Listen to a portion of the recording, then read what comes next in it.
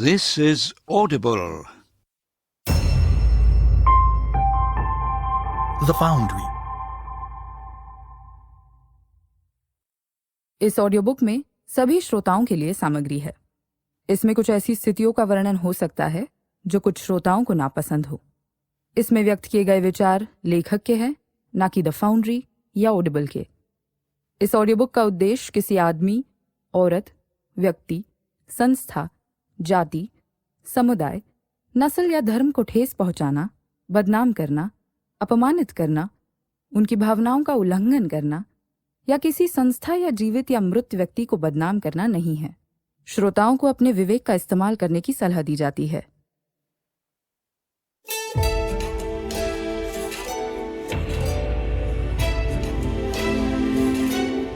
The foundry प्रस्तुत करता है आर्थर कॉनन डॉयल द्वारा लिखी the adventures of Sherlock Holmes की हिंदी पेशकश।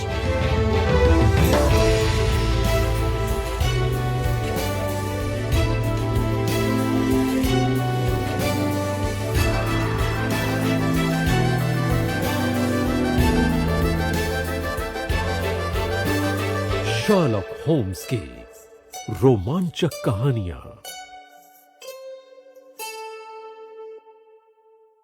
कहानी नंबर 2, लाल बाल वालों का संगठन। मैं अपने दोस्त मिस्टर शर्लॉक होम्स को पिछले साल की पतझड़ के एक दिन मिलने गया था और मैंने उसे एक नाटे, मोटे से, लाल मुंह और लाल बालों वाले वयस्क सज्जन से गहरी बातचीत करते पाया। दखल देने के लिए माफी मांगने के बाद मैं वहां से जाने ही वाला था कि होम्स ने अचानक ही मुझे कमरे में खींचकर मेरे पीछे से दरवाजा बंद कर दिया। तुम इससे बेहतर समय पर आ ही नहीं सकते थे माय डियर वॉटसन, उसने सभ्यता से कहा। मैंने सोचा कि तुम व्यस्त होगे। सो तो मैं हूं, बहुत ज्यादा व्यस्त हूं। अब फिर मैं दूसरे कमरे में इंतजार करता हूं। बिल्कुल नहीं मिस्टर विल्सन, ये सज्जन मेरे साथी हैं और कई मसलों को सफलता से सुलझाने में मेरे सहायक रहे हैं। मुझे कोई शक नहीं कि आपके केस में भी मेरे बेहद काम आएंगे। वो मोटा नाटा सा सज्जन कुर्सी से आधा उठा और उसने झुककर मेरा अभिवादन किया और अपनी चर्बी से घिरी छोटी आंखों में सवाल लेकर मेरी ओर एक पल के लिए देखा। सेटी पर बैठ जाओ। होम्स ने कुर्सी में गिरकर अपनी उंगलियों को साथ में जोड़ा। वो ऐसा तब करता है जब पूछताछ के मूड में होता है। मैं जानता हूं माय डियर वॉटसन कि तुम भी मेरी तरह विचित्र और परंपरा या रोजमर्रा के जीवन की दिनचर्या से अलग चीजों को पसंद करते हो। ऐसी चीजों की पसंद तुम्हारे लिखने की उत्सुकता में दिखाई देती है और खुद ही अपने मुंह से कहने के लिए माफ करना, तुम मेरे छोटे मोटे साहसिक किस्सों को बड़ा सजा कर लिखते हो। तुम्हारे केसेस मेरे लिए बड़े दिलचस्प होते हैं, मैंने कहा। तुम्हें वो बात तो याद होगी जो मैंने मिस मैरी सदरलैंड से मिलने के लिए जाने से पहले कही थी। उनका मसला सुलझाना तो बहुत ही आसान था। मैंने कहा था कि अजीब से असर और बेहतरीन मिश्रणों के लिए हमें जीवन की ओर ध्यान देना चाहिए। आखिरकार असलियत कल्पना करने की कोशिशों से भी ज्यादा साहस भरी होती है। ये वही प्रस्ताव था जिस पर मैंने खुलकर शक किया था। हां, तुमने शक किया था डॉक्टर, मगर अब तुम्हें मेरे नजरिए से देखना होगा, वरना मैं तब तक तुम पर तर्कों का ढेर लगाता रहूंगा जब तक तुम्हारी ये सोच उनके नीचे टूटकर बिखर नहीं जाएगी और तुम मेरे सामने सर झुका दोगे। मिस्टर जेबेज विल्सन ने सुबह मुझसे मिलने आकर बड़ी सज्जनता दिखाई थी और एक ऐसा किस्सा सुनाने का वादा किया था जो उन सारे किस्सों से बिल्कुल अलग होगा जो मैंने हाल ही में सुने हैं। तुमने मुझे कहते सुना ही है कि अक्सर सबसे विचित्र और अनोखी चीजें बड़े नहीं, छोटे अपराधों से जुड़ी होती हैं और कई बार बेशक इनमें इस शक की भी जगह होती है कि शायद ये अपराध किसी अच्छे काम के लिए किया गया हो। जहां तक मैं जानता हूं, इस केस में कोई अपराध हुआ भी है या नहीं, यह कहना नामुमकिन है, मगर यह सच है कि इस केस की घटनाओं का सिलसिला वाकई मेरे सुने हुए केसेस से काफी अलग है। मिस्टर विल्सन, क्या आप वो किस्सा एक बार फिर शुरुआत से सुनाएंगे? मैं सिर्फ इसलिए नहीं कह रहा हूं क्योंकि मेरे दोस्त डॉक्टर वॉटसन ने शुरुआत नहीं सुनी है, बल्कि इसीलिए क्योंकि उस कहानी की प्रकृति मुझे आपके होठों से हर एक शब्द सुनने के लिए बेचैन कर रही है। अपने नियम के कारण जब भी मैं घटनाओं के बारे में जरा सा भी सुन लेता हूं तो याददाश्त में बसे समान तरह के हजारों केसेस के हिसाब से सोचने लगता हूं। मगर इस कहानी ने मुझे अपनी मान्यता से अलग होकर यह स्वीकारने पर मजबूर किया है, यह केस सचमुच अनोखा है। उस मोटे क्लाइंट ने अपनी छाती फुलाकर गर्व दिखाते हुए एक मैला सा मुड़ा हुआ अखबार अपने बड़े से कोट के अंदर वाली जेब से निकाला। वो सर आगे करके विज्ञापन वाले कॉलम पर आंखें फेरता हुआ अखबार को अपने घुटनों पर सीधे करने लगा। मैंने उस आदमी को गौर से देखकर अपने दोस्त की तरह संकेत पहचानने की कोशिश की जो उस आदमी के हुलिये और वेशभूषा से नजर आ रहा था, मगर मैं अपनी तहकीकात से कुछ ज्यादा नहीं जान पाया। हमारा मेहमान एक साधारण ब्रिटिश व्यापारी होने के सारे संकेत दर्शा रहा था, जैसे मोटापा, अभिमान और ढीलापन। उसने काफी ढीली सी शेफर्ड्स चेक वाली पतलून पहनी हुई थी, जरा मैला सा सामने से बटन खोलकर पहना काला फ्रॉक कोट और एक भूरा वेस्ट कोट पहना था। साथ ही एक भारी पीतल के रंग की एल्बर्ट चेन पहनी थी जिससे छेदे हुए धातु से बना एक चौकोर गहना लटक रहा था। एक अस्त व्यस्त सी टोपी और वेलवेट के साल वाले कॉलर वाला ओवरकोट उसके पास वाली कुर्सी पर रखा था। देखने पर यह तो साफ था कि उस आदमी में उसके लाल बालों और चेहरे पर मायूसी और चिड़चिड़े भाव के अलावा कुछ भी खास नहीं था। शर्लॉक होम्स की पैनी नजरों ने मेरे इरादे जान लिए और वो मेरे चेहरे पर बना हुआ प्रश्न चिन्ह देखकर सर हिलाकर मुस्कुराया। जाहिर सी बात है कि इन्होंने कुछ समय तक मजदूरी का काम किया है, तंबाकू लिया करते थे, फ्रीमेसन हैं, चीन जा चुके हैं और कुछ समय से काफी लेखन कर रहे हैं। मगर इन तथ्यों से ज्यादा मैं कुछ पता नहीं लगा पाया। मिस्टर जेबेज विल्सन ने चौंक कर ऊपर देखा। वो कुर्सी पर ही बैठे हुए थे, उनकी उंगली अखबार पर ही थी, मगर उनकी आंखें मेरे दोस्त को ताक रही थीं।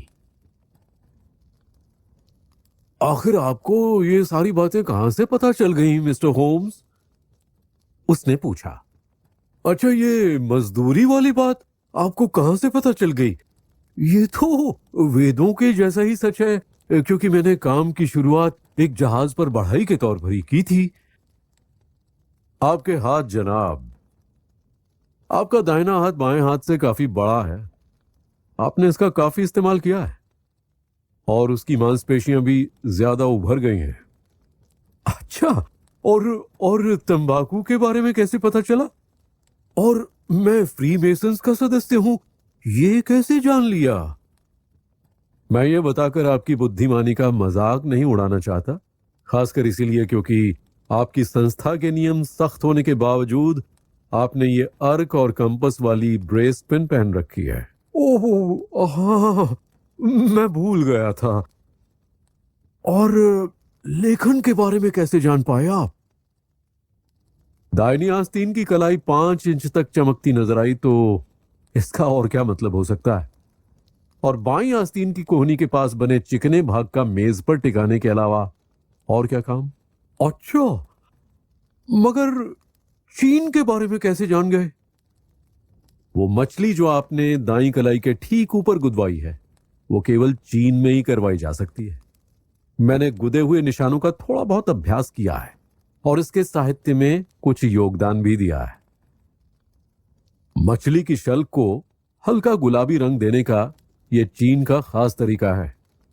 साथ ही जब मैंने आपकी घड़ी की चेन से एक चीनी सिक्का लटकते देखा तो मामला और भी आसान हो गया।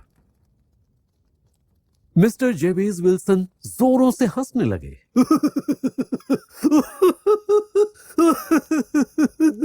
मैंने सोचा भी नहीं था।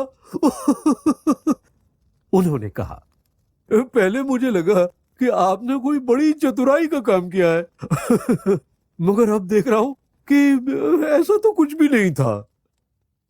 वॉटसन, मुझे लगने लगा है कि मैं समझा कर गलती करता हूं, होम्स ने कहा। वो कहते भी है ना कि समझा दी जाए तो हर बात मामूली हो जाती है। मैं इस तरह से सच्चाई बताता रहा तो मेरी जो थोड़ी बहुत ख्याति है वो भी डूबते जहाज की तरह हो जाएगी। क्या आप वो विज्ञापन ढूंढ पाए मिस्टर विल्सन? ओह, वो मुझे मिल गया है, उसने जवाब देते हुए अपनी मोटी सी उंगली को पन्ने के निचले हिस्से में रख दिया। ये रहा, यहीं से शुरुआत हुई। आप खुद ही पढ़ लीजिए जनाब। मैंने उससे अखबार लिया और उसमें ये पढ़ा। लाल बाल वालों के संगठन के लिए अमेरिका के लेबनान पेंसिल्वेनिया के इज़ीकिया हॉपकिंस के गुजर जाने से उनकी जगह खाली हो चुकी है। संगठन के सदस्यों के लिए इस नाम मात्र की सेवा के लिए हफ्ते के 4 पाउंड की तनख्वाह पर काम का पद खाली है। लाल बाल वाले संगठन के सक्षम शरीर और दिमाग वाले 21 साल की उम्र से बड़े आदमी इस काम के लिए योग्य हैं। सोमवार को 11 बजे प्रत्यक्ष आकर डंकन रॉस से आवेदन करें। पता संगठन के कार्यालय में 7 पॉपिस्कोट फ्लीट स्ट्रीट। अब इसका क्या मतलब हुआ? मैं इस विचित्र घोषणा को 2 बार पढ़ने के बाद बोल पड़ा। होम्स हंसा और अपनी कुर्सी में ही कलबलाया, जैसा कि वो अक्सर उत्साह में करता है। ये आम बातों से थोड़ा अलग है ना? उसने कहा। और अब मिस्टर विल्सन, आप एक बार में अपने और अपने घर के बारे में बताइए, और यह बताइए कि इस विज्ञापन का आपकी संपत्ति पर क्या असर पड़ा। मगर पहले तुम इस अखबार का नाम और इसकी तारीख लिखकर रख लो डॉक्टर। ये 27 अप्रैल 1890 का द मॉर्निंग क्रॉनिकल है, सिर्फ 2 महीने पहले का। बहुत अच्छा, अब आप शुरू कीजिए मिस्टर विल्सन। बस मैंने जो आपको बात बताई है वही है मिस्टर शर्लॉक होम्स, जेबल्स विल्सन ने अपना माथा पोंछते हुए कहा। मैं शहर के पास कोबर्ग स्क्वायर में छोटी मोटी साहूकारी का काम करता हूं। बड़ा धंधा नहीं है और पिछले कुछ सालों से तो इससे रोजी रोटी के अलावा कुछ मिल भी नहीं रहा। पहले मैं 2 सहायक तो रख ले पाता था, मगर अब सिर्फ 1 रखता हूं। मैं उसे नौकरी पर रख सकता था, लेकिन वो आधे दाम पर व्यापार सीखने आ रहा है। इस दरियादिल नौजवान का नाम क्या है? शर्लॉक होम्स ने पूछा। उसका नाम विंसेंट स्पॉल्डिंग है और वो नौजवान है भी नहीं। उसकी उम्र का अंदाजा लगाना मुश्किल है। इससे ज्यादा चतुर सहायक मुझे मिल ही नहीं सकता था मिस्टर होम्स। मैं अच्छे से जानता हूं कि वो अपने आप को थोड़ा बेहतर करके जितना मैं देता हूं उससे दुगना कमा सकता है, पर अगर वो संतुष्ट है तो मैं उसके दिमाग में ये ख्याल क्यों भरूं? बेशक, क्यों? आप किस्मत वाले हैं कि आपको बाजार के दाम से कम में ये कर्मचारी मिल गया। आजकल मालिकों को ऐसा अनुभव आमतौर पर नहीं मिलता। मुझे नहीं लगता कि आपका सहायक इस विज्ञापन से कम अद्भुत है। ओह, उसकी भी अपनी कमियां हैं, मिस्टर विल्सन ने कहा। फोटोग्राफी का बेहद शौकीन था।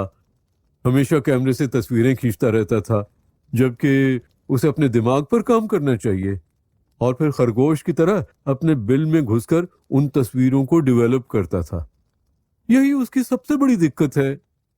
बाकी वो एक अच्छा कर्मचारी है, उसमें कोई बुराई नहीं है। वो अभी भी आपके साथ काम करता है ना? जी साहब, वो और एक 14 साल की लड़की जो थोड़ा बहुत खाना पका लेती और साफ सफाई रखती है।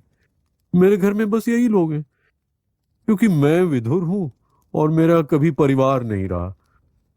हम तीनों बहुत शांति से रहते हैं साहब। ज्यादा कुछ नहीं तो कम से कम सर पर छत रहती है और अपने कर्जे चुकाते हैं। हमें सबसे पहले इस विज्ञापन को देखकर ही गुस्सा आया। ठीक 8 हफ्तों पहले ही वो तमतमाता हुआ ये अखबार हाथ में लिए ऑफिस में आया था और बोला, हे भगवान, काश मैं भी लाल सर वालों के संगठन का सदस्य होता मिस्टर विल्सन। ऐसा क्यों? मैंने पूछा। क्योंकि, उसने कहा, यहां देखिए, लाल सर वालों के संगठन की ओर से नौकरी की एक और जगह खाली है। ये नौकरी जिसे भी मिले उसके लिए छोटे मोटे खजाने के मिलने जैसी है। लगता है नौकरियां सदस्यों से भी ज्यादा हैं। इसीलिए इतने सारे पैसों का क्या करें, ये बात संगठन के ट्रस्टीज के बुद्धि के परे है। अगर मेरे बालों का रंग बदल जाता तो मेरे पास इस बेहतरीन पद पर कदम रखने का मौका होता। क्यों, ये क्या है? मैंने पूछा। क्या है ना मिस्टर होम्स, मैं घर में ही रहने वाला आदमी हूं, और क्योंकि व्यापार भी खुद चलकर मेरे पास ही आ जाता है, तो मैं ना ही काम ढूंढने जाता हूं, तो कई बार घर के पायदान के बाहर पैर रखे बिना ही मुझे हफ्तों गुजर जाते थे। ऐसे में बाहर क्या चल रहा है मुझे ज्यादा पता नहीं रहता था, और कोई भी खबर खुशी से सुनने के लिए मैं तैयार रहता था। आपने लाल बाल वालों के संगठन के बारे में नहीं सुना है? उसने चौंक कर पूछा। नहीं। मुझे समझ में नहीं आता कि क्यों, जबकि आप खुद उनकी एक नौकरी के लिए योग्य हैं। और वो रकम क्या दे रहे हैं? मैंने पूछा। 1 साल के कुछ सैकड़ों पाउंड्स, मगर काम बिल्कुल ही हल्का सा होगा और आपके बाकी कामों में दखल भी नहीं होगी। आप आसानी से सोच ही सकते हैं कि मेरे कान कैसे तैनात हुए होंगे, क्योंकि कुछ सालों से व्यापार भी अच्छा नहीं चल रहा है और कुछ सैकड़ों पाउंड्स काम ही आ जाएंगे। हाँ, ये तो है, मैंने कहा। तो फिर? उसने कहा और मुझे विज्ञापन दिखाया। आप खुद ही देख सकते हैं कि संगठन में जगह खाली है और पता भी दिया हुआ है जहां आप अर्जी डाल सकते हैं। जहां तक मैं समझता हूं, ये संगठन अमेरिका के एक करोड़पति एजेकिया हॉपकिंस ने स्थापित किया था, जिसके तरीके काफी विशेष थे। वो खुद भी लाल बालों वाला ही था और बाकी सारे लाल बाल वालों के लिए काफी सहानुभूति रखता था। और जब उसकी मौत हुई तो ये पाया गया कि उसने अपनी ढेर सारी संपत्ति इस संगठन के ट्रस्टीज के नाम छोड़ दी थी और आदेश दिए थे कि ब्याज का इस्तेमाल लाल बाल वाले लोगों के हित के लिए करें। जितना मैंने सुना है, उस हिसाब से तनख्वाह बहुत अच्छी है और काम बहुत कम है। मगर, मैंने कहा, ऐसे तो करोड़ों लाल बाल वाले लोग होंगे जो कि अर्जी दे सकते हैं। उतने भी नहीं हैं जितने आप सोच रहे हैं, उसने कहा। यह सिर्फ लंदन वासियों तक ही सीमित है और वयस्क आदमियों के लिए है। इस अमेरिकी ने जवानी में लंदन से शुरुआत की थी और वो इस शहर के लिए कुछ अच्छा करना चाहता था। खैर, मैंने ये भी सुना है कि अर्जी डालने का कोई फायदा नहीं अगर आपके बाल हल्के या गहरे लाल हो, सचमुच चमकते सुलगते आग जैसे लाल रंग के ही हों। अब अगर अर्जी डालने की आपकी इच्छा होती मिस्टर विल्सन, तो आप यूं ही पहुंच सकते थे, मगर इस तरह अपना काम छोड़कर कुछ 100 पाउंड्स के लिए ऐसा करना शायद आपके समय की बर्बादी हो। अब ये तो वाकई में सच है। आप लोग खुद भी देख सकते हैं कि मेरे बाल भूरे और गहरे रंग के हैं। तो मैंने सोचा कि अगर इस बात को लेकर प्रतियोगिता हो तो मेरे जीतने की उतनी ही संभावना होगी जितनी और किसी की जिनसे मैं मिला हूं। विंसेंट स्पॉल्डिंग इस बारे में इतना जानता था कि मुझे लगा वो मेरे काम आ सकता है, तो मैंने उसे उस दिन के लिए शटर गिराकर तुरंत मेरे साथ चलने को कहा। वो छुट्टी पाने के लिए तैयार था, तो हमने दुकान बंद कर दी और विज्ञापन में दिए पते की ओर निकल पड़े। मुझे नहीं लगता कि फिर कभी वैसा दृश्य देखूंगा मिस्टर होम्स। उत्तर दक्षिण पूर्व पश्चिम से हर वो आदमी जिसके बालों में हल्का लाल रंग हो, इस शहर में विज्ञापन का जवाब देने धमक पड़ा था। फ्लीट स्ट्रीट का गला लाल बाल वालों की भीड़ से घुटा जा रहा था और पोप्स कोर्ट एक फल बेचने वाले के संतरों से भरे ठेले जैसा नजर आ रहा था। मैंने नहीं सोचा था कि देश भर में इतने लोग होंगे जितने इस एक विज्ञापन के कारण साथ में आ गए थे। उस रंग का हर वर्ण था, हल्का पीला, गहरा मरून रंग, मिट्टी का रंग। जैसा कि स्पॉल्डिंग ने कहा था, बहुत कम ही थे जिनके बालों का रंग सचमुच गहरी सुलगती आग के रंग जैसा था। जब मैंने देखा कि वहां कितने लोग राह देखते खड़े थे, मैं तो निराश होकर चला गया होता, मगर स्पॉल्डिंग ने मेरी एक ना सुनी। मुझे नहीं पता उसने ये कैसे किया, मगर किसी तरह खींचते खींचते और धक्का देते हुए उसने मुझे भीड़ के बीच में से ढकेला और वो मुझे उन सीढ़ियों तक ले गया जो दफ्तर की ओर जाती हैं। सीढ़ियों पर जो 2 कतारें बनी हुई थी, जिनमें कुछ उम्मीद से ऊपर जा रहे थे और कुछ निराश होकर लौट रहे थे, मगर हम किसी तरह वहीं जमे रहे जब तक कि हमने अपने आप को दफ्तर के अंदर नहीं पाया। आपका अनुभव काफी मनोरंजक रहा है, होम्स ने कहा। क्लाइंट ने रुककर याददाश्त ताजा करते हुए एक बड़ी चुटकी तंबाकू लिया। कृपया अपना दिलचस्प बयान जारी रखें। उस ऑफिस में कुछ नहीं था सिवाय कुछ लकड़ी की कुर्सियों और देवदार की बनी एक मेज के, जिसके पीछे एक छोटा सा आदमी बैठा था जिसका सर मुझसे भी ज्यादा लाल था। वो हर आने वाले उम्मीदवार से कुछ ही शब्द कहता और हर बार किसी तरह का कोई ना कोई कारण ढूंढकर उन्हें प्रतियोगिता से बाहर कर देता। नौकरी पाना आखिर उतना भी आसान नहीं था, मगर जब हमारी बारी आई तो वो छोटा आदमी मेरे ऊपर बाकी सबसे ज्यादा मेहरबान था और हमारे अंदर आते ही उसने दरवाजा बंद कर लिया ताकि हमसे गुप्त रूप से बात कर सके। यह मिस्टर जेबेज विल्सन है, मेरे सहायक ने बताया, और ये संगठन का खाली स्थान प्राप्त करना चाहते हैं और ये सराहनीय तौर पर इसके लिए योग्य हैं। उस आदमी ने जवाब दिया, इनके पास सारी काबिलियत है। मुझे याद नहीं कि मैंने कुछ इतना अच्छा कब देखा था। उसने एक कदम पीछे लिया, सर एक तरफ झुकाया और मेरे बालों को तब तक घूरा जब तक कि मैं शर्मा नहीं गया। फिर वो एकदम से आगे कूदा। उसने मेरा हाथ जोर से निचोड़ा और मुझे सफलता पाने पर शुभकामना दी। हिचकिचाना गलत होगा, उसने कहा। आप मुझे यह आम सावधानी बरतने के लिए यकीनन माफ करेंगे। ये कहकर उसने मेरा हाथ अपने दोनों हाथों से पकड़ा और इस तरह से खींचा कि मैं दर्द से चिल्ला उठा। आपकी आंखों में पानी है, उसने मुझे छोड़ने पर कहा। मेरे हिसाब से जो जैसा है वैसा ही होना चाहिए, मगर हमें और सावधानी बरतनी होगी क्योंकि आज मैं 2 बार नकली बाल और 1 बार रंग से धोखा खा चुका हूं। मैं आपको मोची के जूते चमकाने वाले वैक्स के ऐसे किस्से सुना सकता हूं जिनसे आपको मानव चरित्र से घृणा हो जाएगी। उसने खिड़की की ओर कदम बढ़ाए और फिर जितनी हो सके उतनी तेज आवाज में चिल्लाकर कहा कि नौकरी का खाली स्थान भर चुका है। नीचे से निराशा से कराहने की आवाजें आने लगी और सारे लोग अलग अलग दिशाओं में टोलियों में तब तक निकलते रहे जब तक वहां लाल सर वाला कोई और नहीं बचा था सिवाय मेरे और उस मैनेजर के। मेरा नाम, उसने बताया, मिस्टर डंकन रॉस है और मैं खुद भी उस संपत्ति की पेंशन लेता हूं जो हमारे महान दान देने वाले ने छोड़ी है। क्या आप शादीशुदा हैं मिस्टर विल्सन? क्या आपका कोई परिवार है? मैंने नहीं में जवाब दिया। तुरंत उसका चेहरा उतर गया।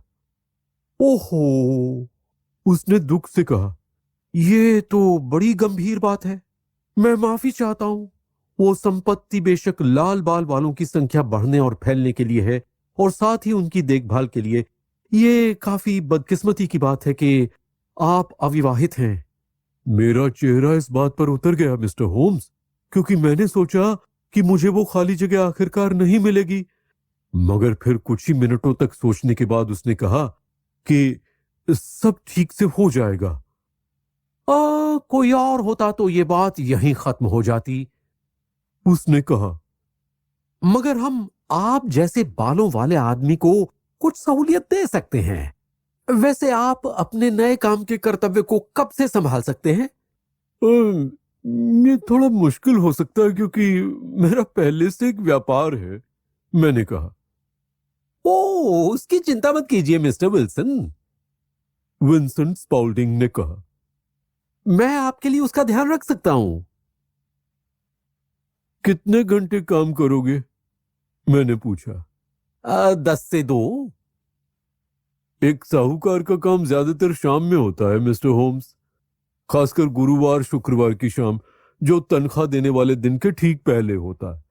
तो सुबह थोड़ा बहुत कमाना मेरे लिए अच्छा रहेगा, और वैसे भी मैं जानता था कि मेरा सहायक एक अच्छा आदमी है और जो भी होगा वो संभाल लेगा। ये मेरे लिए बिल्कुल ठीक रहेगा, मैंने कहा। और तनख्वाह? हफ्ते का 4 पाउंड। और काम? बिल्कुल नाम मात्र का। तो आपके हिसाब से बिल्कुल नाम मात्र का क्या मतलब होता है? आपको दफ्तर में रहना होगा या कम से कम बिल्डिंग में सारा समय रहना होगा। अगर आप छोड़कर गए तो आपको अपना पद हमेशा के लिए छोड़ना पड़ेगा। वसीयत में इस मुद्दे पर स्पष्ट है कि अगर आप दफ्तर से उस समय निकले तो आप इन शर्तों को तोड़ देंगे। दिन के 4 घंटों की बात है। ठीक है, मैं कहीं नहीं जाऊंगा, मैंने कहा। कोई बहाने नहीं चलेंगे, मिस्टर डंकन रॉस ने कहा। ना ही बीमारी, ना व्यापार, ना ही कुछ और। आपको वहीं रहना होगा या फिर आप अपना पद खो देंगे। और काम? ब्रिटानिका एनसाइक्लोपीडिया को दोबारा अपने हाथों से लिखना। आपको स्याही, कलम और कागज खुद लेकर आने हैं, मगर हम आपको मेज और कुर्सी देंगे। तो आप कल तैयार रहेंगे? बिल्कुल, मैंने जवाब दिया। फिर गुड बाय मिस्टर जेबेज विल्सन, और ये महत्वपूर्ण पद पाने की खुशकिस्मती के लिए मैं आपको फिर एक बार शुभकामनाएं देना चाहूंगा। उसने झुककर मुझे कमरे से बाहर का रास्ता दिखाया और मैं अपने सहायक के साथ घर की ओर चल दिया, बिना जाने कि मुझे क्या कहना चाहिए या क्या करना चाहिए। मैं अपनी किस्मत से बहुत खुश था। फिर मैंने इस मसले पर दिन भर सोचा और शाम तक मैं वापस मायूस सा हो गया था, क्योंकि मैंने अपने आप को विश्वास दिला दिया कि यह सारा मामला एक धोखा या छल होगा। हालांकि इसका क्या उद्देश्य होगा मुझे इसकी कल्पना नहीं है। ये बात यकीन के परे लग रही थी कि कोई ऐसी वसीयत बना सकता है या ऐसी किताब को दोबारा लिखने के आसान से काम के लिए इतनी बड़ी रकम देगा। विंसेंट स्पॉल्डिंग ने मुझे खुश करने की सारी कोशिशें की, मगर सोने के समय तक मैंने फिर अपने आप को तर्क देकर इस स्थिति से हटा लिया। मगर फिर भी मैंने सुबह उठकर पता लगाने की ठानी और इसीलिए एक पेनी की स्याही की बोतल, कोयल वाला कलम, 8 बाय 13 वाले कागज के साथ फुल स्केप पन्ने खरीदकर पोप्स कोर्ट की ओर निकल पड़ा। मैं देखकर चौंका और खुश हुआ कि सब कुछ वैसा ही था। मेज मेरे लिए तैयार रखी थी और डंकन रॉस वहां यह देखने के लिए मौजूद था कि मैं काम करने ठीक से पहुंचा हूं या नहीं। उसने मेरी शुरुआत ए से करवाई और फिर मुझे वहीं छोड़कर चला गया, मगर समय समय पर आकर देखता रहता कि मेरे साथ सब ठीक है या नहीं। 2 बजे उसने मुझे अलविदा कहा, इतना सारा लिख लेने के लिए शाबाशी दी और मेरे पीछे दफ्तर के दरवाजे पर ताला लगा दिया। दिन ब दिन यही चलता रहा मिस्टर होम्स, और फिर शनिवार को मैनेजर आया और उसने हफ्ते के काम के लिए मेरी मेज पर 4 सोने के सोवरेन पटक दिए। अगले हफ्ते भी यही हुआ और उसके अगले हफ्ते भी। हर सवेरे मैं वहां सुबह 10 बजे पहुंच जाता और दोपहर 2 बजे निकल जाता, और कुछ दिनों बाद डंकन रॉस दिन में सिर्फ एक बार आने लगा और फिर कुछ समय बाद तो उसका आना ही बंद हो गया। फिर भी बेशक मैंने कमरे को एक पल के लिए भी छोड़ने की हिम्मत नहीं की, क्योंकि मुझे पता नहीं होता था कि वो कब आ जाएगा, और ये पद इतना अच्छा था और मेरे लिए इतना योग्य था कि इसे खो देने का जोखिम मैं नहीं उठाना चाहता था। ऐसे ही 8 हफ्ते बीत गए और मैं एबर्ट्स, आर्चरी, आर्मर, आर्किटेक्चर, एटिका के बारे में लिख चुका था और पूरी शिद्दत से ये उम्मीद कर रहा था कि जल्द ही बी अक्षर तक पहुंच जाऊंगा। अब तक फुल स्केप कागज खरीदने की मैं काफी बड़ी रकम गंवा चुका था और अपने लिखे पन्नों से एक शेल्फ भर चुका था, और फिर अचानक सारा काम रुक गया। रुक गया? हाँ साहब। और आज सुबह ही मैं हर रोज की तरह 10 बजे काम पर गया, मगर दरवाजा बंद था और उस पर ताला लगा हुआ था, और साथ ही पैनल के बीच में गत्ते का एक चौकोर टुकड़ा पिन से ठोककर लगाया हुआ था। ये रहा, आप खुद ही पढ़ लीजिए। उसने वो नोट पेपर के आकार का सफेद गत्ता निकाला। उस पर यह लिखा था, लाल बाल वालों का संगठन रद्द कर दिया गया है, 9 अक्टूबर 1890। शर्लॉक होम्स और मैंने सभ्य सी घोषणा को और उसके पीछे खड़े उदास चेहरे को तब तक परखा जब तक इस मामले का मजाकिया पहलू बाकी सारे पहलुओं पर हावी न हो गया और हम दोनों ठहाके लगाकर हंस पड़े।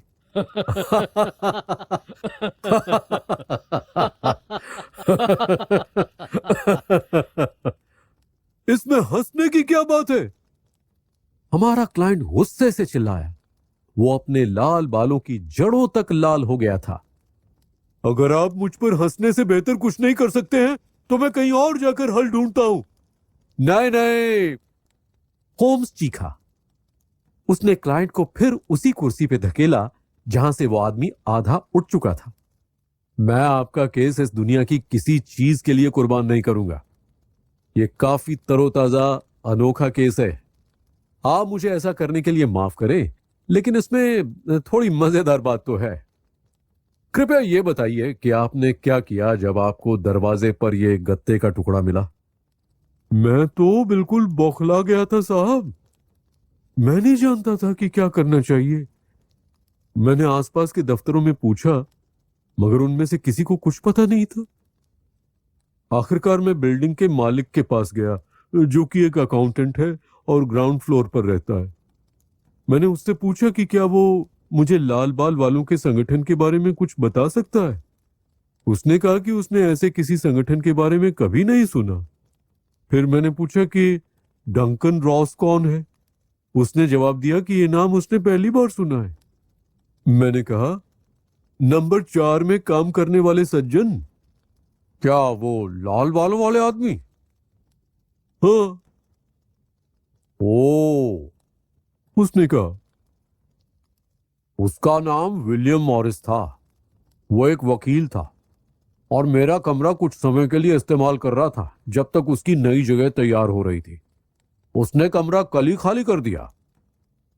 वो मुझे कहां मिलेगा? उसके नए दफ्तरों में। उसने मुझे पता तो बताया था। हाँ, 17 King Edward Street, Saint Paul's के पास। मैं वहां से निकला मिस्टर होम्स, मगर जब मैं बताए हुए पते पर पहुंचा तो वो एक नकली घुटने बनाने का कारखाना था और उधर ना किसी ने मिस्टर विलियम मॉरिस का नाम सुना था, ना ही मिस्टर डंकन रॉस का। और फिर आपने क्या किया? होम्स ने पूछा। मैं अपने घर सैक्स कोबर्ग स्क्वायर पहुंचा और वहां मैंने अपने सहायक की सलाह ली, मगर वो मेरी कोई मदद नहीं कर सकता था। उसने बस इतना कहा कि अगर मैं इंतजार करूंगा तो शायद चिट्ठी में कुछ पता चले। मगर मुझे इससे तसल्ली नहीं हुई मिस्टर होम्स। मैं बिना संघर्ष के ऐसी जगह नहीं खोना चाहता था, और क्योंकि मैंने सुना था कि आप लाचार लोगों को सलाह देने की मेहरबानी करते हैं जिन्हें उसकी जरूरत हो, तो मैं सीधा आपके पास चला आया। और आपने बिल्कुल सही किया, होम्स ने कहा। आपका केस काफी अद्भुत है और इसकी जांच करना मेरा सौभाग्य होगा।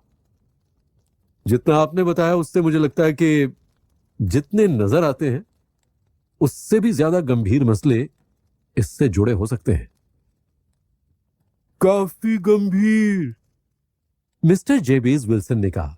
मैं हर हफ्ते के 4 पाउंड खो चुका हूं। जहां तक आपकी निजी बात है, होम्स ने कहा, मुझे नहीं लगता कि आपको इस बेहतरीन संगठन से कोई शिकायतें हैं। उल्टा मेरे हिसाब से तो आप 30 पाउंड और कमा चुके हैं।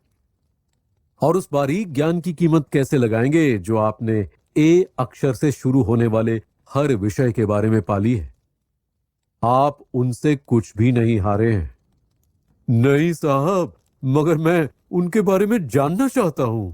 वो कौन है ये पता लगाना चाहता हूं, और ऐसा मजाक करने का उनका क्या उद्देश्य है मैं ये जानना चाहता हूं। अगर ये सचमुच मुझ पर खेला हुआ कोई मजाक था तो ये मजाक उनके लिए काफी महंगा पड़ा। 32 पाउंड महंगा। मैं आपके लिए ये सारे मुद्दे सुलझाने की कोशिश करूंगा, और पहले आपसे 1-2 सवाल पूछना चाहूंगा मिस्टर विल्सन। जिस सहायक ने पहली बार आपका ध्यान इस विज्ञापन की ओर केंद्रित किया, वो आपके साथ कितने समय से है? 1 महीने से। कैसे मिला? एक विज्ञापन का जवाब देकर। वो इकलौता उम्मीदवार था? नहीं, दर्जन भर थे। आपने उसी को क्यों चुना? क्योंकि वो काम का था और सस्ते में मिल रहा था, आधे दाम पर, है ना? हाँ। किस तरह का आदमी है ये विंसेंट स्पाउल्डिंग? नाटा, आकार में मोटा, काम में तेज, चेहरे पर कोई बाल नहीं जबकि 30 साल से कम का नहीं है। उसके माथे पर एसिड का सफेद धब्बा बना है। होम्स काफी उत्साह से कूदकर कुर्सी पर सीधा बैठ गया। मुझे लगा ही था। उसने कहा, क्या आपने देखा है कि उसके कान कुंडल पहनने के लिए छेदे हुए हैं? हाँ साहब, उसने मुझे बताया था कि जब वो जवान था तब एक जिप्सी ने उसके कान छेद दिए थे। होम्स ने कहा। वो गहरे विचारों में डूब रहा था। क्या वो अभी भी आपके साथ है? जी हाँ साहब, मैं उसे अभी छोड़कर आया हूं। और आपकी गैर मौजूदगी में व्यापार पर ध्यान दिया जा रहा है? कोई शिकायत नहीं है साहब, सुबह करने के लिए ज्यादा कुछ होता भी नहीं है। इतना काफी है मिस्टर विल्सन। मैं आपको इस विषय पर अपना मत 1-2 दिन में देता हूं। आज शनिवार है और मुझे उम्मीद है कि सोमवार तक हम नतीजे पर पहुंच जाएंगे। तो वॉटसन, होम्स ने हमारे अतिथि के जाने के बाद कहा, इस सब से क्या समझ में आ रहा है? कुछ समझ में नहीं आ रहा, मैंने साफ कह दिया। यह तो काफी रहस्यमयी मामला है। नियम के अनुसार, होम्स ने कहा, कोई चीज जितनी अजीब लगती है उतनी ही कम रहस्यमयी होती है। वो आम और साधारण अपराधी होते हैं जो चकरा देते हैं। वैसे ही जैसे सबसे साधारण चेहरे को पहचानना ही सबसे मुश्किल होता है। मगर मुझे इस मसले में फुर्ती दिखानी होगी। तो तुम क्या करोगे? मैंने पूछा। सिगरेट पीऊंगा, उसने जवाब दिया। इस दुविधा को सुलझाने के लिए 3 पाइप्स लगेंगे और कृपा करके मुझसे 50 मिनट तक कोई बात मत करना। वो अपनी कुर्सी में सिकुड़कर अपने घुटनों को अपनी चील जैसी नाक तक खींचकर आंखें बंद करके बैठ गया और उसका काला पाइप किसी अजीब सी चिड़िया की चोंच की तरह बाहर निकला हुआ था। और मैं इस नतीजे पर पहुंचा कि वो सो चुका है और सर हिलाकर अपने आप से सहमति जता रहा था कि शर्लॉक कुर्सी से उछल गया। उसके हाव भाव एक ऐसे आदमी के थे जिसने अपना मन बना लिया हो। और शर्लॉक ने पाइप को अलग रख दिया। आज दोपहर को सेंट जेम्स के हॉल में सरसेट वाद्य बजाएंगे, उसने कहा। क्या लगता है वॉटसन, तुम्हारे मरीज तुम्हें कुछ समय के लिए छोड़ सकते हैं? मेरे पास आज करने के लिए कुछ नहीं है। क्लिनिक में भी कभी इतना दिलचस्प काम नहीं होता। फिर टोपी पहनो और चलो मेरे साथ। मैं पहले शहर से गुजरूंगा और फिर हम रास्ते में खाना खा लेंगे। मैंने देखा कि कार्यक्रम में काफी सारा जर्मन संगीत भी है जो मुझे इटालियन और फ्रेंच से काफी ज्यादा पसंद है। वो गहरा सोचने पर मजबूर कर देता है और मुझे गहराई से सोचने की जरूरत है। साथ चलो।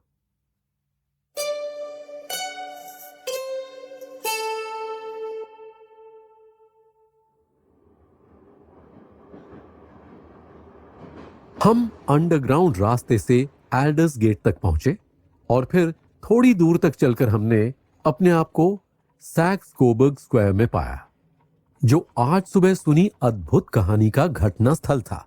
वो एक संकरी छोटी पुरानी जगह थी जहां 4 कतारों में मकान बने हुए थे। वो ईंट से बने 2 मंजिले भद्दे से घर थे जिनके बीच एक मैदान था। उस मैदान में गाजर घास और कुछ मरे से पौधे धुएं भरे और बेकार वातावरण से जोरदार युद्ध करते उग रहे थे।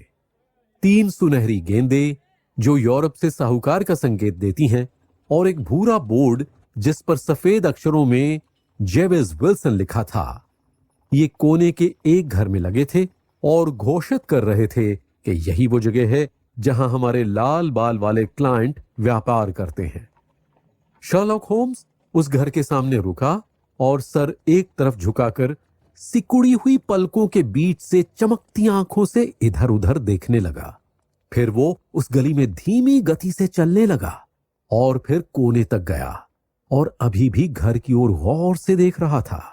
वो फिर एक बार साहूकार के घर पहुंचा और अपनी छड़ी से फुटपाथ पर 2-3 बार जोरों से मारने के बाद दरवाजे पर गया और उसे खटखटाया।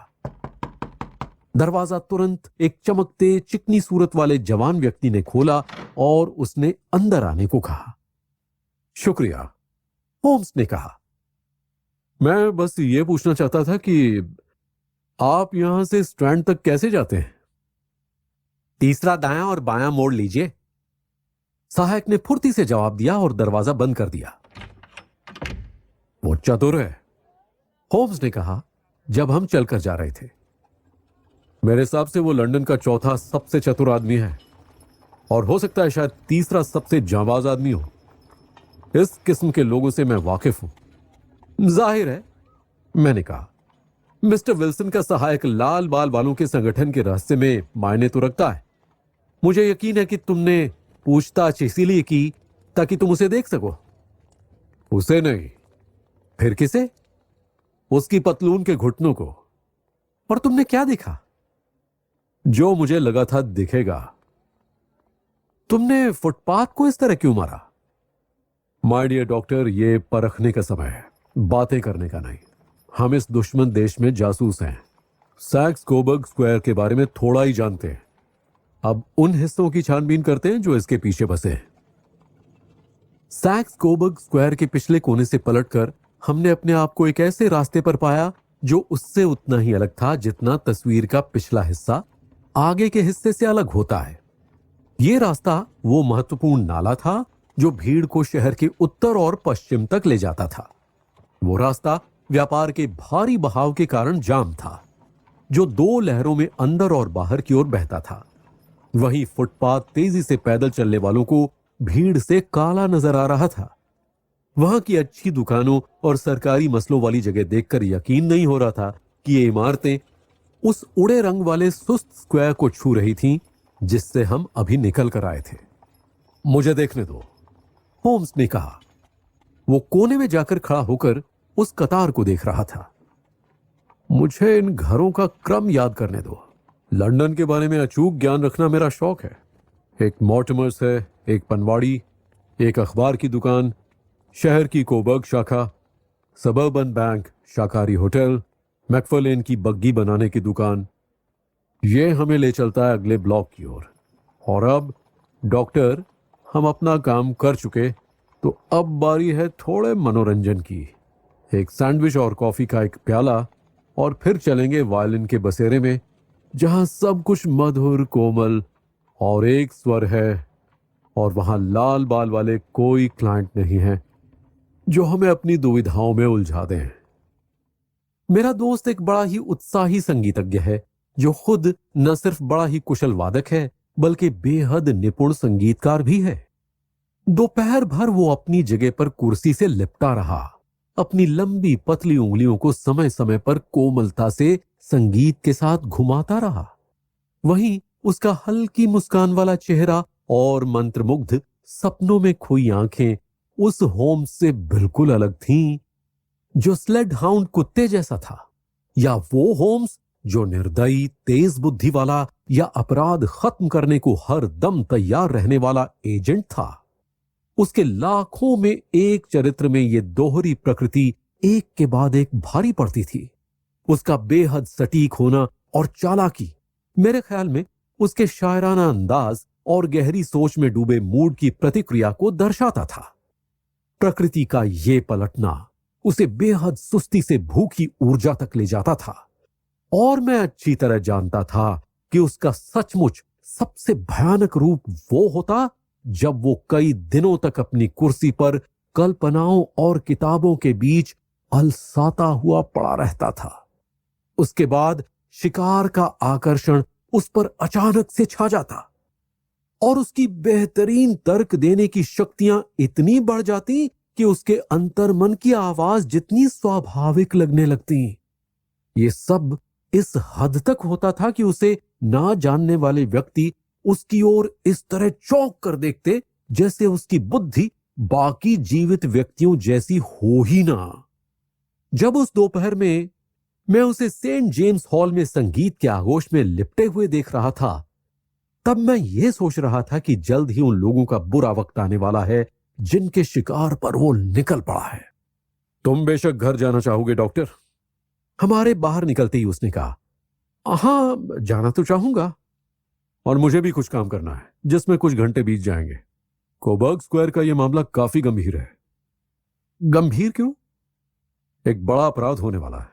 मुझे पूरा यकीन है कि हम समय रहते इसे रोक लेंगे, मगर आज शनिवार है तो मसला थोड़ा उलझ गया है। मुझे आज रात तुम्हारी मदद की जरूरत होगी। किस वक्त? 10 बजे ठीक रहेगा। तो मैं ठीक 10 बजे बेकर स्ट्रीट पहुंचूंगा। बहुत अच्छे। और मैं कहता हूं डॉक्टर, थोड़ा खतरा हो सकता है, तो अपनी आर्मी वाली पिस्टल जेब में रख लेना। फिर अलविदा कहकर वो पलटकर पल भर में भीड़ में गायब हो गया। मुझे लगता है मैं आम लोगों के बीच इतना नासमझ नहीं हूं, मगर हमेशा शर्लॉक से बातचीत में अपने आप को अपनी ही मूर्खता से दबा हुआ पाता था। मैंने वही सुना था जो उसने सुना था, वही देखा था जो उसने देखा था, मगर फिर भी उसके शब्दों से यह बात साफ थी कि वो सिर्फ वही बातें ध्यान से नहीं देखता था जो कि हो रही थीं, मगर वो भी देख लेता था जो कि होने वाली होती थीं। वही मेरे लिए सब कुछ चकराया हुआ और बेतुका ही रहता। जब मैं केंसिंगटन में अपने घर की ओर जा रहा था, तब मैंने हर चीज के बारे में सोचा। इंसाइक्लोपीडिया की नकल उतारते उस लाल बाल वाले की अनूठी कहानी से लेकर सैक्स कोबर्ग स्क्वायर की छानबीन तक के बारे में, और जिन रहस्यमयी शब्दों से शर्लॉक ने मुझे अलविदा कहा था, उस सब के बारे में भी सोचा। वो रात में कौन सी जंग पर गया था, और मुझे हथियार क्यों रखना होगा?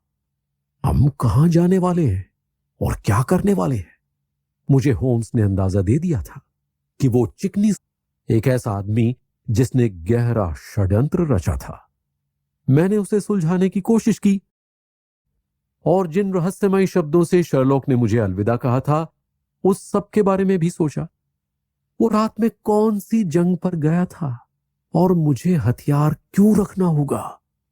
हम कहां जाने वाले हैं और क्या करने वाले हैं? मुझे होम्स ने अंदाजा दे दिया था कि वो चिकनी सूरत वाला सहायक एक खतरनाक आदमी हो सकता था, एक ऐसा आदमी जिसने गहरा षड्यंत्र रचा था। मैंने उसे सुलझाने की कोशिश की, मगर निराश होकर रात में मिलने वाली सफाई पर छोड़ दिया।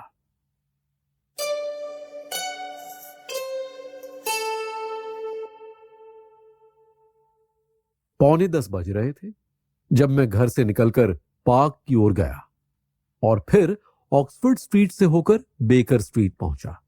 दरवाजे पर 2 बग्गियां खड़ी थीं, और जैसे ही मैं गलियारे में पहुंचा, मुझे ऊपर से आती हुई आवाजें सुनाई दी। जब मैं कमरे में पहुंचा तो मैंने होम्स को 2 आदमियों से बड़ी अजीब बातचीत के बीच पाया। उनमें से एक आदमी पीटर जोन्स था, जो पुलिस अधिकारी था।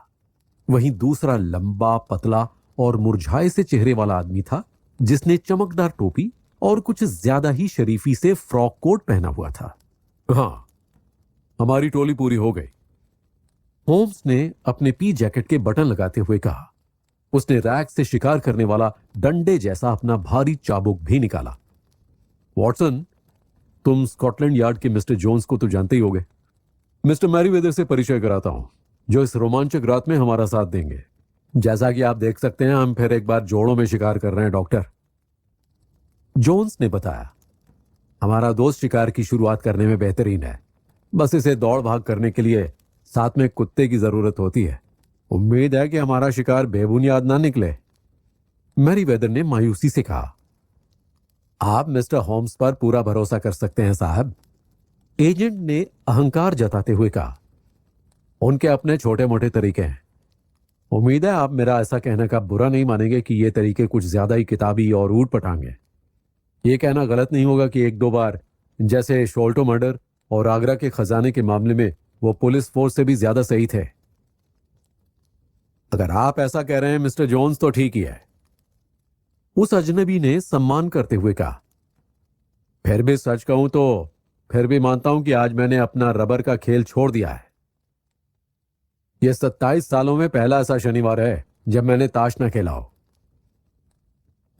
मुझे लगता है कि आपको यह पता चलेगा, शर्लॉक होम्स ने कहा, कि आज रात आप इतने बड़े दाव की बाजी खेलने वाले हैं जितनी आपने कभी नहीं खेली, और यह खेल आपके लिए बहुत रोमांचक होगा।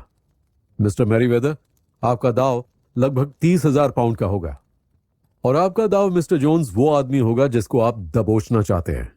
जॉन क्ले, हत्यारा, चोर, तोड़फोड़ करने वाला और जाली कागजात बनाने वाला। वो एक जवान आदमी है मिस्टर मैरीवेदर, मगर अपने पेशे में सबसे ऊपर है, और मैं अपनी हथकड़ियां लंदन के किसी और अपराधी के बजाय उसके हाथों में देखना चाहूंगा। जॉन क्ले नाम का यह जवान लड़का अद्भुत है। उसके दादाजी शाही ड्यूक थे, और वो खुद एटॉन और ऑक्सफोर्ड से पढ़ा हुआ है। उसका दिमाग उतना ही शातिर है जितना कि उसकी उंगलियां, और भले ही हमें हर मोड़ पर उसके संकेत नजर आते हैं, वो मिलेगा कहां ये कभी पता नहीं चलता। वो एक हफ्ते स्कॉटलैंड में अपने सीने की हड्डियां तोड़वा रहा होता है, और दूसरे ही हफ्ते कॉर्नवेल में अनाथालय बनाने के लिए पैसे इकट्ठे कर रहा होता है। मैं सालों से उसके पीछे पड़ा हूं, मगर आज तक उसे देख नहीं पाया, पर उम्मीद है कि आज रात मैं आपको उससे मिलवा दूंगा, शर्लॉक ने कहा। मिस्टर जॉन क्ले के साथ मेरा भी एक दो बार पाला पड़ा है, और मैं आपकी इस बात से सहमत हूं कि वो सचमुच अपने पेशे में सबसे ऊपर है। खैर, 10 बज चुके हैं और अब शुरू करने का समय आ गया। आप दोनों पहली बग्गी लीजिए, और वॉटसन और मैं दूसरी से आपके पीछे आते हैं। शर्लॉक होम्स बग्गी की सवारी के दौरान काफी चुप था, और गाड़ी में आराम से बैठकर दोपहर में सुनी धुन गुनगुना रहा था। हम कभी न खत्म होने वाली गैस लाइट से जगमगाती भूल भुलैया के बीच से तब तक गड़गड़ाती बग्गी में चलते रहे जब तक कि फैरिंगटन स्ट्रीट ना पहुंच गए। हम नजदीक हैं, मेरे दोस्त ने कहा। ये मैरीवेदर जनाब बैंक के अफसर हैं, और इस मामले में निजी तौर पर दिलचस्पी ले रहे हैं। मैंने सोचा जोन्स को भी साथ रखना चाहिए। वो बुरा आदमी नहीं है, मगर अपने काम के मामले में बेहद मूर्ख है। बस उसकी एक ही अच्छी बात है, उसमें बुलडॉग के जैसा साहस है, और अगर कोई उसके हाथ आ जाए तो वो केकड़े की तरह कठोर हो जाता है। ये लो, हम आ गए, और वो हमारा इंतजार कर रहे हैं। हम वैसे ही भीड़ भड़ाके में पहुंच गए थे जैसा हमें सुबह मिला था। हमारी बग्गियां चली गई, और मिस्टर मैरीवेदर के नेतृत्व में हम एक तंग गलियारे से गुजरे और एक बगल के दरवाजे से अंदर घुसे, जो मैरीवेदर ने हमारे लिए खोला था। अंदर एक छोटा सा गलियारा था, जिसके अंत में एक बड़ा सा लोहे का दरवाजा था। इसे भी खोला गया, और उसने हमें पत्थर की घुमावदार सीढ़ियों तक पहुंचाया, जो सीढ़ियां एक विराट से दरवाजे पर खत्म हुई। मिस्टर मैरीवेदर ने रुककर एक लालटेन जलाई, और फिर हमें एक अंधेरे मिट्टी से महकते गलियारे में ले गए। इसके बाद एक तीसरा दरवाजा खोलकर हम एक बड़े से तहखाने में ले गए, जो पूरी तरह से बड़े बक्सों और लकड़ी के डब्बों से भरा हुआ था। ऊपर से तो कोई खतरा नहीं है, होम्स ने लालटेन उठाकर ऊपर की ओर देखते हुए कहा, और ना ही नीचे से। मैरीवेदर ने अपनी छड़ी को फर्श के बड़े पत्थरों पर मारते हुए कहा, अरे ये तो खोखला सुनाई देता है। उसने चौंक कर ऊपर देखते हुए कहा, आपको और शांत रहना होगा। होम्स ने सख्ती से कहा, आप पहले इस मिशन की सफलता को खतरे में डाल चुके हैं। क्या आप कृपया इनमें से किसी बक्से पर बैठकर दखल ना देने की मेहरबानी करेंगे? गंभीर बर्ताव वाले मिस्टर मैरीवेदर एक लकड़ी के बक्से पर पीड़ित भाव लेकर बिराजे। वहीं होम्स अपने घुटनों के बल फर्श पर गिरकर लालटेन और मैग्नीफाइंग ग्लास से पत्थरों में बनी दरारों को करीब से जांचने लगा। कुछ पल ऐसा करने के बाद उसे संतुष्टि मिली, क्योंकि फिर वो उछलकर खड़ा हो गया और उसने मैग्नीफाइंग ग्लास को अपनी जेब में डाल लिया। हमारे पास लगभग 1 घंटा है, उसने कहा, क्योंकि उस बेचारे साहूकार के सोने से पहले वो कोई कदम नहीं उठा सकते। वो 1 मिनट भी बर्बाद नहीं करेंगे, क्योंकि जितनी जल्दी काम होगा उनके पास बच निकलने के लिए उतना ही समय होगा। बेशक तुमने बूझ ही लिया होगा डॉक्टर, कि हम अभी तहखाने में हैं, वो भी लंदन के मुख्य बैंक की शहर वाली शाखा में। मिस्टर मैरीवेदर बोर्ड के चेयरमैन हैं और यही आपको समझाएंगे कि लंदन के सबसे साहसी अपराधियों को अभी इस तहखाने में बेहद रुचि क्यों होनी चाहिए। हमारा फ्रांसीसी सोना ही कारण है। मैरीवेदर बुदबुदाए। हमें कई चेतावनियां मिल चुकी हैं कि उस पर कोई हमला कर सकता है। आपका फ्रांसीसी सोना? हाँ, कुछ महीनों पहले हमारे पास सूत्रों को मजबूत करने का अवसर था और हमने इस कारण बैंक ऑफ फ्रांस से 30,000 नेपोलियंस उधार लिए।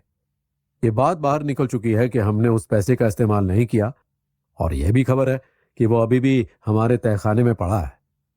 जिस डब्बे पर मैं बैठा हूं उसी में 2,000 नेपोलियंस लीड पेट्रन्स में रखे हैं। बुलियंस का हमारा रिजर्व अभी एक शाखा में रखे जाने वाली रकम से बहुत ज्यादा बड़ा है और इस विषय को लेकर डायरेक्टर्स में काफी चिंताएं हैं। सारी जायज चिंताएं हैं, होम्स ने कहा, और अब योजनाएं जमाने का समय आ गया है। मेरे हिसाब से करीब 1 घंटे में मामला शुरू हो जाएगा। इस बीच मिस्टर मैरीवेदर, हमें इस लालटेन को ढक देना चाहिए और अंधेरे में बैठना चाहिए। यही करना होगा क्योंकि हम 4 लोग हैं। तो मैं जेब में ताश लेकर आया था और शायद आपका खेल भी हो जाता, मगर मैं देख रहा हूं कि दुश्मन की तैयारी इतनी अच्छी है कि हम रोशनी होने का खतरा नहीं उठा सकते और पहले हमें अपनी अपनी जगह चुननी होगी। ये सारे साहसी आदमी हैं और भले ही हम उनसे एक कदम आगे हैं, पर अगर हम सतर्क नहीं रहे तो वो हमें नुकसान पहुंचा सकते हैं। मैं इस लकड़ी के डब्बे के पीछे खड़ा रहूंगा और आप लोग उन डब्बों के पीछे छुप जाइए। फिर जब मैं उनके ऊपर रोशनी चमकाऊं, धीरे से आगे बढ़िए। अगर वो गोली चलाएं वॉटसन, तो उन्हें मार गिराने में हिचकिचाना मत। मैंने अपने रिवॉल्वर को तैयार करके उस लकड़ी के डब्बे के ऊपर रख दिया जिसके पीछे मैं छिपा था। होम्स ने लालटेन को ढक दिया और हमें अंधेरे में छोड़ दिया। ऐसा गहरा अंधेरा जैसा मैंने कभी महसूस नहीं किया। गरम धातु की बू हमें याद दिला रही थी कि उजाला यही है और किसी भी वक्त चमकाया जा सकता है। मेरी हिम्मत उम्मीद की सीमा तक खिंच चुकी थी और मेरे लिए उस अंधेरे में कुछ तो था जो मायूसी से भरा और अचानक से दुख और उस तहखाने की ठंडी हवा में डूबा था। उनके पास बस एक ही रास्ता है, होम्स फुसफुसाया, पीछे जाकर सैक्सकोबर्ग स्क्वायर में घुसने का। उम्मीद है मैंने जो कहा था तुमने कर लिया है जोन्स। मैंने एक इंस्पेक्टर और 2 ऑफिसर्स को दरवाजे पर इंतजार में तैनात कर दिया है। फिर हम सारे गड्ढे भर चुके हैं। अब हमें चुप रहना है और इंतजार करना है। वो क्या समय था। सारी बातें खुलने के बाद 1 घंटा और 15 मिनट ही हुए थे। फिर भी मुझे ऐसा लग रहा था जैसे एक रात बीत गई हो और सवेरा होने लगा हो।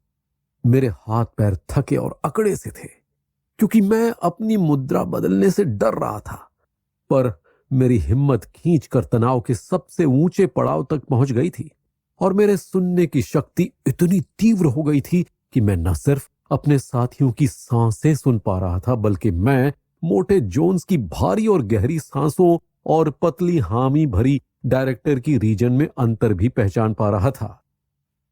अपनी जगह से मैं फर्श की ओर रखे बॉक्स की ओर देख पा रहा था। अचानक मेरी आंखों ने रोशनी का एक जर्रा देखा।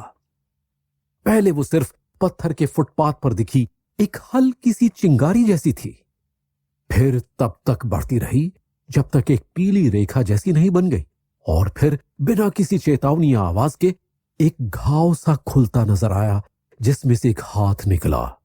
वो सफेद था, औरत के जैसा, और उजाले के बीच में था। 1 मिनट या उससे ज्यादा तक वो हाथ उसकी मचलती उंगलियों के साथ फर्श से निकलता रहा। फिर जितनी तेजी से दिखा था उतनी ही तेजी से पीछे खिंच गया और फिर एक बार हर जगह अंधेरा था सिवाय उस एक हल्की चिंगारी के जो पत्थरों के बीच निशान बना रही थी। मगर उसका गायब होना पल भर का था। उखड़ती चीरती आवाज के साथ एक बड़ा सफेद पत्थर पलटा और अपने पीछे एक चौकोर गड्ढा छोड़ गया जिससे लालटेन का उजाला अंदर गया।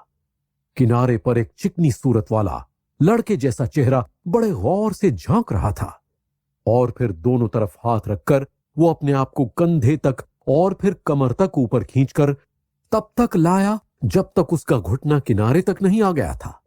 पल भर में वो गड्ढे के पास खड़ा हो गया और अपने साथी को अंदर खींचने लगा, जो उसी की तरह छोटा और लचीला था, जिसका चेहरा हल्के रंग का और बाल बेहद लाल थे। रास्ता साफ है, वो फुसफुसाया। तुम्हारे पास छीनी और पोटलियां हैं ना? हे भगवान, कूदो आर्ची, कूदो और मैं भागता हूं। शर्लॉक होम्स ने कूद कर तहखाने में घुसे चोर को पकड़ लिया था। दूसरा आदमी गड्ढे में कूद गया था और फिर मैंने फटे हुए कपड़े की आवाज सुनी जैसे ही जोन्स ने उसकी पोशाक को दबोचा।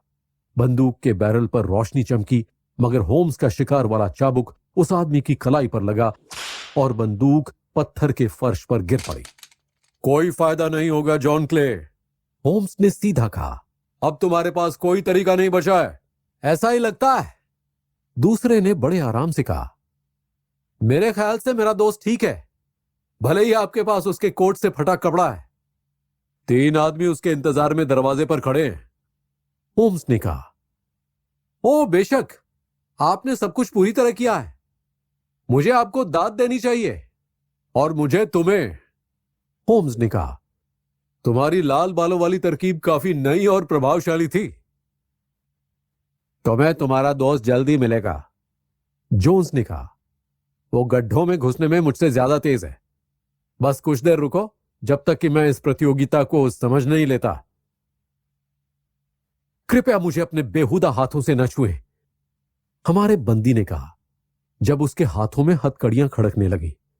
आपको खबर नहीं होगी, मगर मेरी रगों में शाही खून है। तो मुझसे बात करते हुए सर और प्लीज कहने की मेहरबानी करें।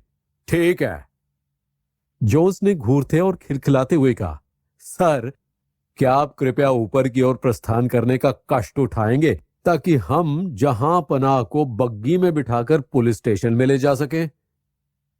यह बेहतर है, जॉन क्ले ने शांत भाव से कहा।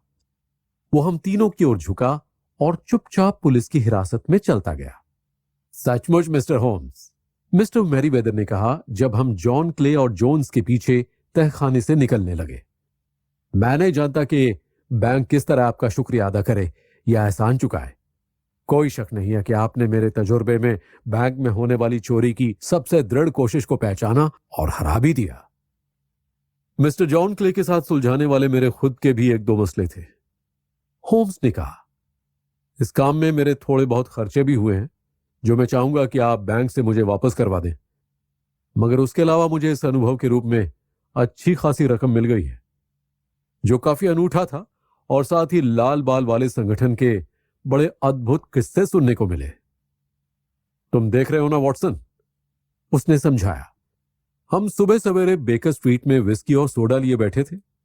यह बात शुरू से ही एकदम साफ थी कि इस अद्भुत विज्ञापन और इंसाइक्लोपीडिया की नकल उतारने के काम के पीछे एक ही संभव मकसद था, उस मंद बुद्धि साहूकार को हर दिन कुछ घंटों के लिए घर से दूर रखने का।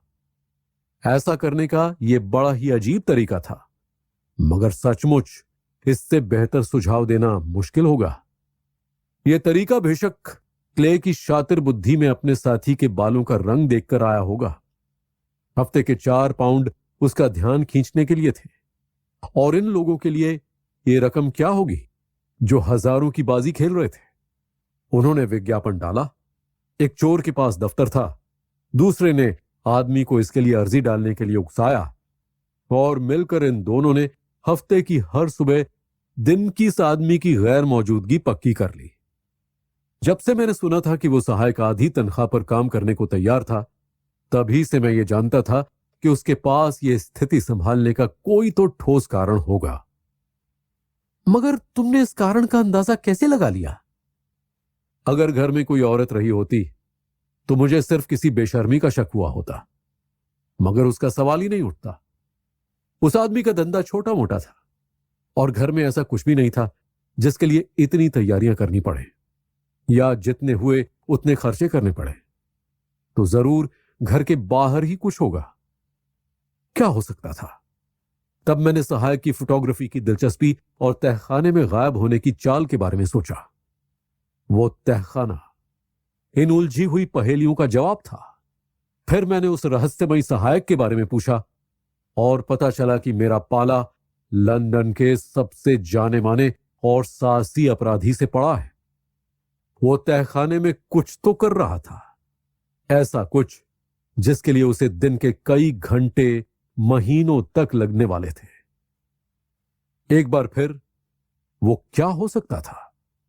मैं इससे ज्यादा कुछ भी नहीं सोच पाया कि वो शायद किसी और इमारत तक सुरंग खोद रहा होगा। मैंने इतना सोच लिया था कि जब तक हम घटनास्थल पर गए थे, मैंने फुटपाथ को छड़ी से मारकर तुम्हें चौंका दिया था। मैं बस ये जानना चाह रहा था कि तहखाना आगे की ओर खिंचा हुआ है या पीछे की ओर। आगे नहीं था। फिर मैंने घंटी बजाई और जैसी कि मुझे उम्मीद थी, सहायक ने ही दरवाजा खोला। हम कई बार एक दूसरे से भिड़े हैं, मगर हमने कभी एक दूसरे को नहीं देखा था। मैंने उसके चेहरे पर सिर्फ नजर घुमाई और मैं उसके घुटनों को देखना चाहता था। तुमने खुद ध्यान दिया होगा कि वो थके से, झुर्रियों से भरे और दाग लगे हैं। उनकी ये हालत घंटों तक खुदाई का बयान सुना रही थी। बस एक बात जाननी थी कि वो खुदाई कर कहां रहे थे। मैं उस कोने में घूमा और मुझे सिटी और सबर्बन बैंक हमारे दोस्त के घर से लगे हुए नजर आए और लगा कि मेरी मुश्किल का हल मिल गया। जब संगीत समारोह के बाद तुम घर चले गए, तब मैं स्कॉटलैंड यार्ड के पास गया और बैंक के डायरेक्टर से भी मिला। इसका नतीजा तुमने देख ही लिया है। और तुम्हें यह कैसे पता चल गया कि वो आज रात ही कोशिश करेगा? मैंने पूछा। संगठन का दफ्तर बंद कर देने का यही संकेत था कि अब उन्हें मिस्टर जैबेज विल्सन की हाजिरी से कोई परेशानी नहीं थी। यानी कि दूसरे शब्दों में कहूं तो उन्होंने सुरंग की खुदाई पूरी कर ली थी। मगर यह भी जरूरी था कि वो जल्द इसका इस्तेमाल करें, क्योंकि किसी को उसका पता चल सकता था या सोना हटाया जा सकता था। शनिवार उनके लिए और किसी दिन से ज्यादा सही रहता, क्योंकि उन्हें भागने के लिए 2 दिन मिल जाते। इन सारे कारणों की वजह से मुझे अपेक्षा थी कि वो आज रात को ही आएंगे। तुमने बड़ी खूबसूरती से तर्क लगाया, मैंने सच्ची तारीफ करते हुए कहा। इतनी लंबी उलझन थी, पर हर तर्क सही है। इसने मुझे आलस से बचा लिया, उसने अंगड़ाई लेते हुए कहा। ओहो, मैं वापस से आलस को अपने आप पर छाते महसूस कर रहा हूं। मेरा पूरा जीवन ही आम जिंदगी से भागने की एक लंबी कोशिश में बीत रहा है। ये छोटी छोटी परेशानियां इसमें मेरी मदद करती हैं। और तुम इस दौड़ पर मेहरबान हो, मैंने कहा। उसने अपने कंधे झटक दिए। आखिरकार शायद ये सब किसी काम का है, उसने कहा, जैसा जॉर्ज सैंड ने गुस्टाव फ्लॉबर को लिखा था कि आदमी कुछ नहीं है, काम सब कुछ है।